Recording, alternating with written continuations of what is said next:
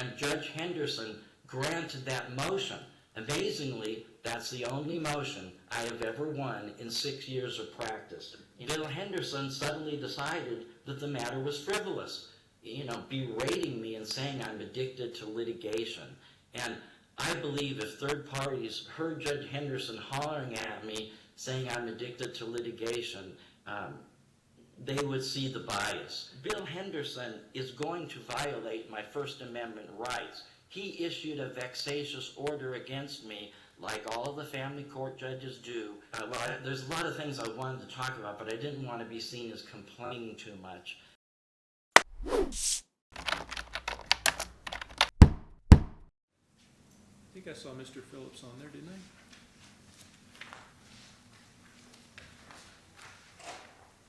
Good morning, Your Honor. This is Mr. Phillips. Good morning. Who else do we have on this case? Good morning, Your Honor. Shannon Wilson, bar number 9933, on behalf of... Good morning, Ms. Wilson. This is on for Mr. Phillips' affidavit seeking to disqualify Judge Henderson. Now, just for housekeeping, there was, let me look here. There was an opposition filed by Ms. Phillips' counsel, and Mr. Phillips filed a motion to strike the opposition. Actually, the rule does not provide for an opposition, so I understand, Ms. Wilson, why that was filed, but NRS 1.235 actually allows, if it's filed as an affidavit, then the only response that the rule actually allows is the judge's response. And we did have the judge's response in this case. The rule doesn't really allow for a response by the opposing party. If it's filed as a motion as opposed to an affidavit, I generally will allow an opposition, because at that point it's filed as a motion, and there's contradiction in the rules because the rules allow for an opposition to a motion. I think Mr. Phillips actually did this appropriately and filed it as an affidavit. And let me see, affidavit in support of request to disqualify the sitting judge. Yeah, so I can't allow the opposition, so I'm going to advance the hearing. I think that's set probably in a week or two. I'm going to advance that today. I'm going to have to grant that motion to strike the opposition, just because the rules don't allow for it. Do you want to try to argue me and convince me otherwise? I'm happy to let you argue. Well, I can't recall the specific rule of civil procedure off the top of my head, but there is a rule of civil procedure that talks about whether a court can accept a paper regardless of how it may have been titled. So if the court believes that that would have been more appropriately done as a motion, I think that the court could accept it as a motion as opposed to an opposition. Then, of course, you may have the issues of timing of an opposition, but of course Mr. Phillips has already done his motion to strike. It seems incongruous to me that a party such as Mr. Phillips can be allowed to seek a disqualification of a judge in the manner in which he did, that the judge should file his reply and say, oh, I don't object to my disqualification. Even though there's no basis for my disqualification, I don't object because there isn't anything left for me to do, when in fact there is something left. No, I understand the argument, but technically there's not a basis, there's not a rule under which you have the authority to file an opposition in this case. So I can tell you that I looked at the opposition, but I can't really consider it, and I have to strike it. So I'm happy to have you here so you can listen and participate, but I really can't allow the opposing side in a case to oppose an affidavit seeking disqualification. The rules just don't allow for it. You can try to change the rule or the Understood, Your statute. Honor. I mean, Okay, well, it's actually a statute, so you have to go to Understood. the legislature to change it, but 1.235 doesn't allow for that. So, I yes, appreciate. I'm a pro bono counsel, completely and utterly exhausted by this case. That's all right. And Well, so, thank you. forgive me for not rereading the rules to understand that I could not do that. So I understand, Your Honor, and I understand what I will need to do if you grant this disqualification. You can proceed. All right, thank you. And Mr. Phillips has done a few of these in front of me before, so he's probably heard me say that before, right, Mr. Phillips? Your Honor, you are correct. So, And I wish the court. Since I don't, Your Honor, I'm gonna excuse myself now then, Right. because I don't have time for this, and if you're not hearing my motion, I'll just await your order, and I will take whatever action is necessary as a consequence of that. okay, I appreciate that. Thank you. Thank you. You have a terrific day. You too. All right, May I add one thing? I'm gonna let you If go I ahead, may. I'm gonna let you go ahead and argue. I just wanted to say, I know you granted my motion to strike, and it's often folly to keep arguing once you're winning, but I did want to say, because I've given this a great deal of attention, and I've studied this issue of disqualification at length, and I think the important consideration is that the legal standard, and the legal standard is whether disinterested third parties, upon learning all the facts, would have reasonable grounds to question the judge's impartiality. And so the opinions from the ex-wife and her lawyer about whether there's bias or not, that has no tendency in reason to sway either way the reasonable beliefs of disinterested third parties. I just think Your Honor did the right ruling, and I wanted to give that policy consideration about the legal standard. Okay. Well, I have granted I've advanced and granted your request to strike the opposition. That's stricken, but I'm happy to listen to your argument as it relates to disqualification of Judge Henderson. And let me just tell you in advance that because Judge Henderson says that he doesn't have a bias or prejudice, even though he doesn't oppose the disqualification, you're going to have to still convince me that there's a bias or prejudice before I can grant it. Well, thank you, Your Honor. I believe I can do that, and with your permission, if Your Honor will indulge me, I'd like to go into the facts. And I don't wish to be too long-winded, but I think this fact pattern affords some unique intellectual legal acumen that it ought to be explored, and so I pray the court will indulge me. Can you do it in about 10 minutes? Yes, Your Honor, I can. Okay, go ahead. First of all, I believe there's deep-seated favoritism in this case.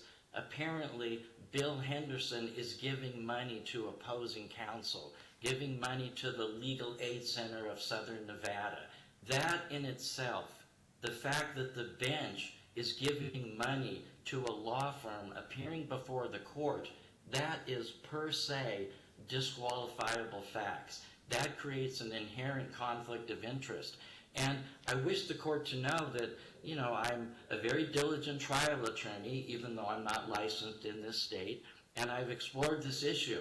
And in my research, I haven't found any cases where money flows from the bench to the law firm.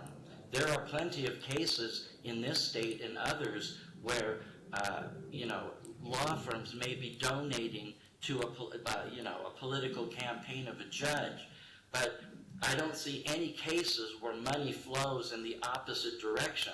And so I was wondering, what are the proprieties of judges giving money to law firms that appear before the bench? Well, I wasn't able to find anything, because it must be very rare that it ever comes up.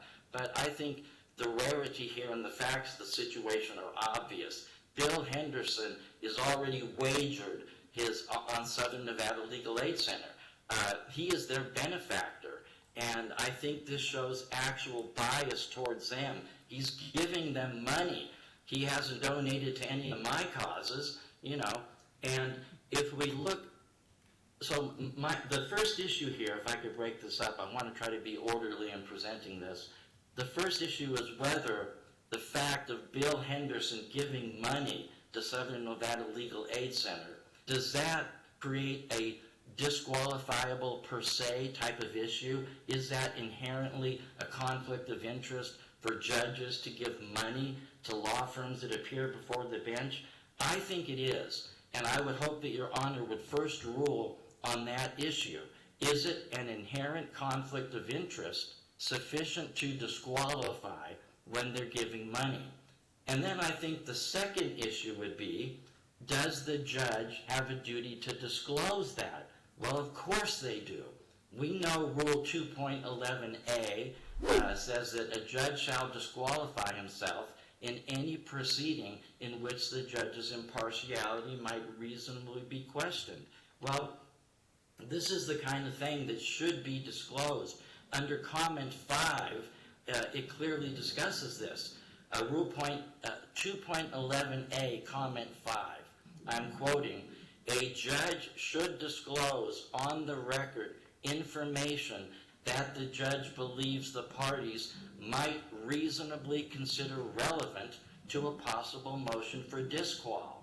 Well, the issue, I guess, would that be reasonably relevant, the fact that the judge is giving money to Shannon Wilson's law firm? Of course it's relevant. This judge should have disclosed.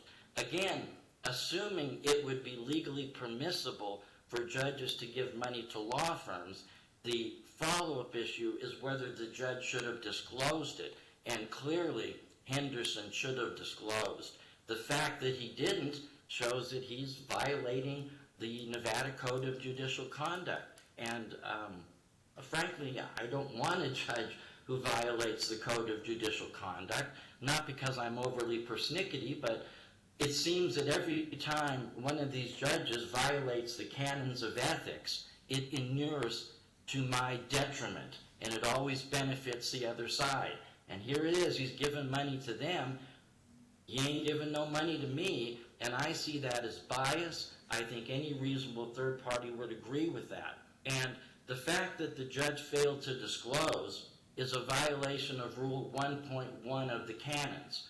Quote, a judge shall comply with the law. He didn't. He never disclosed. And I think that creates, any reasonable third party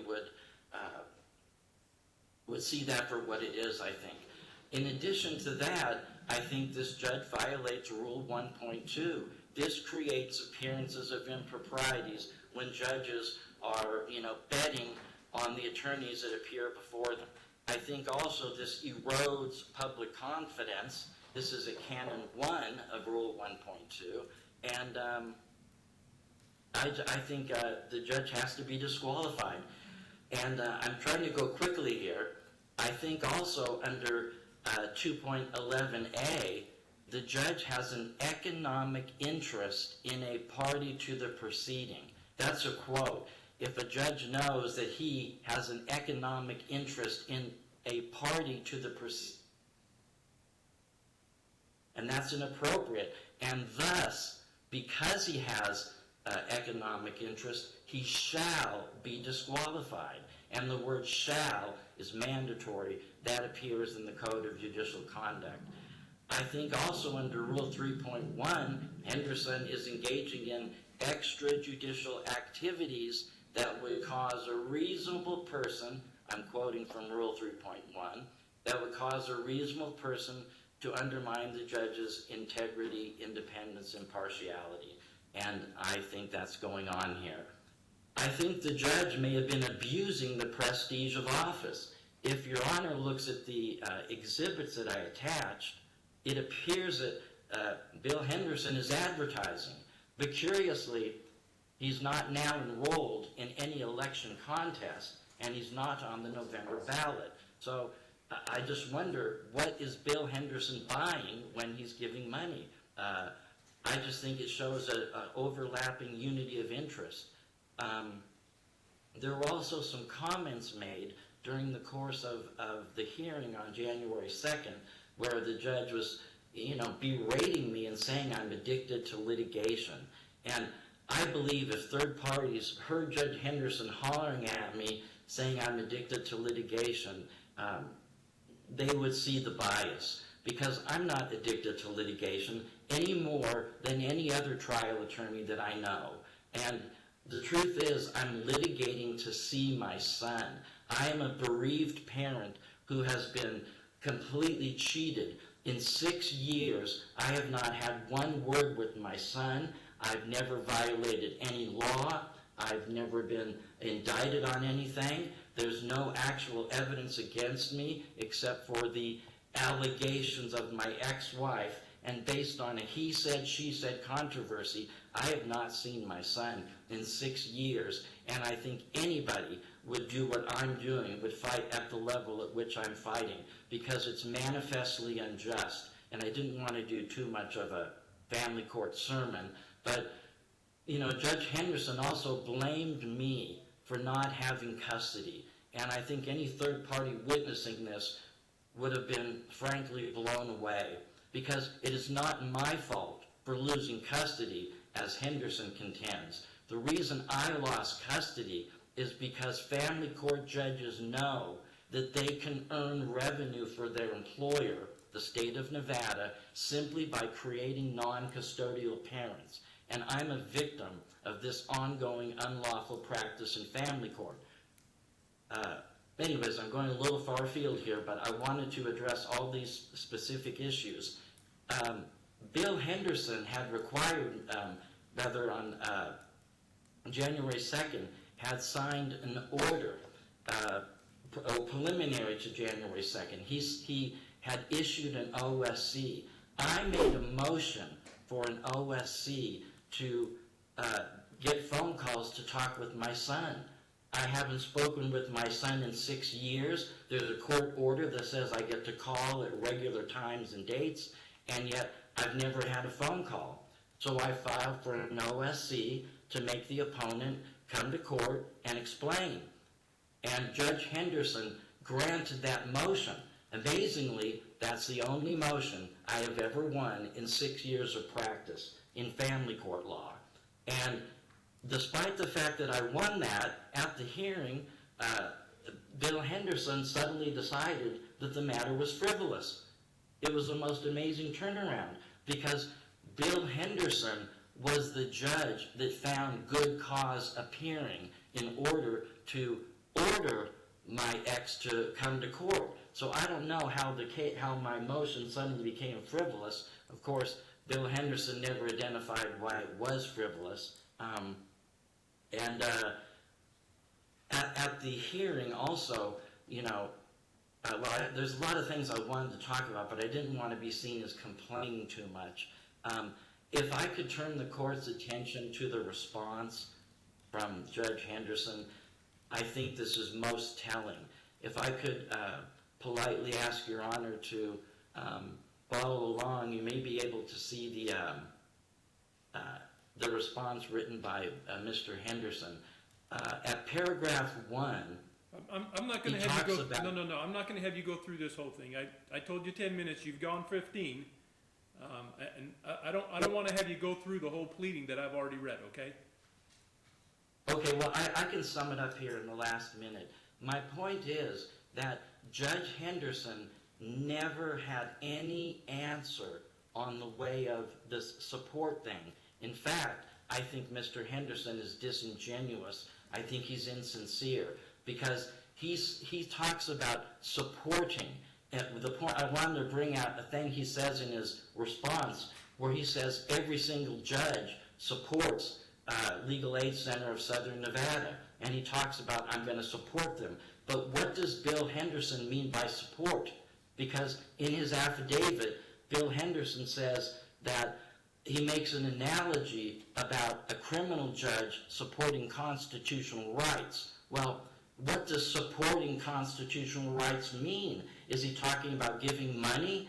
Because the word support is vague. We don't know if it's like supporting the troops with a bumper sticker. Is it supporting with money? And the fact that Bill Henderson uses the word support instead of giving money, because support may mean rah, rah, rah. And I think Bill Henderson is awfully insincere because he's dodging the main issue of whether he's giving money.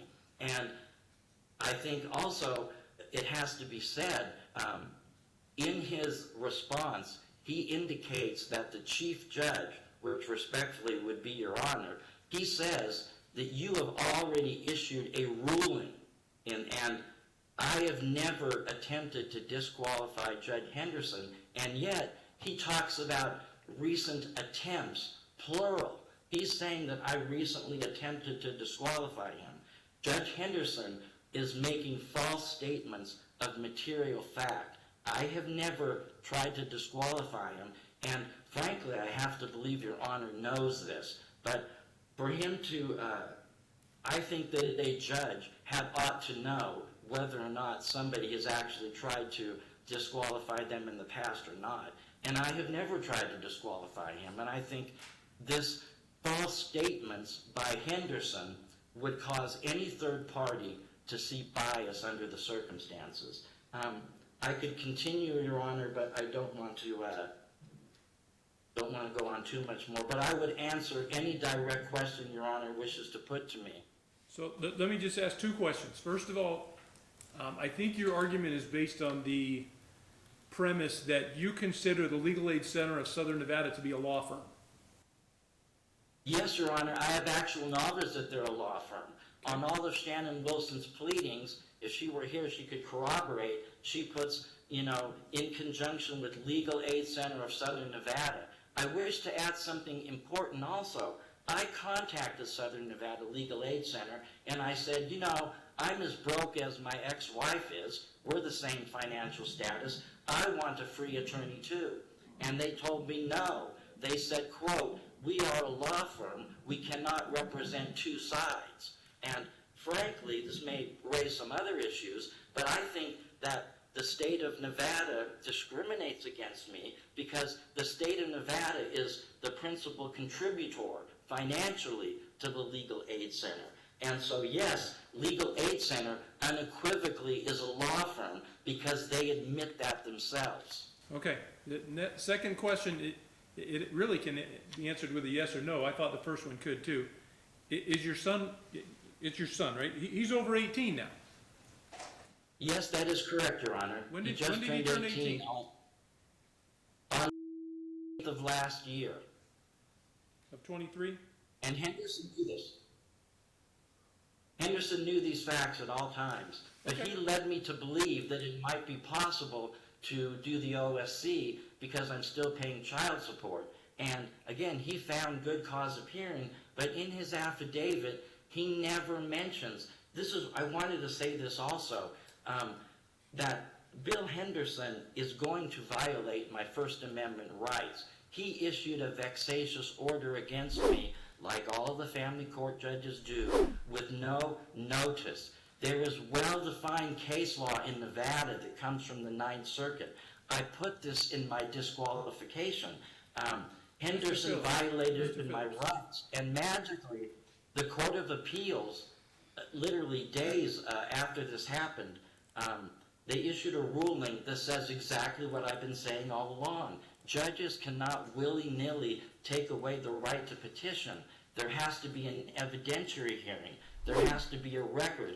And Bill Henderson did none of this. It was just a sua sponte ruling to try to take away my First Amendment rights. And so that in itself shows demonstrable bias. I appreciate the 10-minute response about having argument about having nothing to do with how old your son was. I tried to very, very succinctly limit my questions to you. I will give you a written order hopefully in the next week, okay, Mr. Phillips? Appreciate your time. Thank you, Your Honor. Thank you.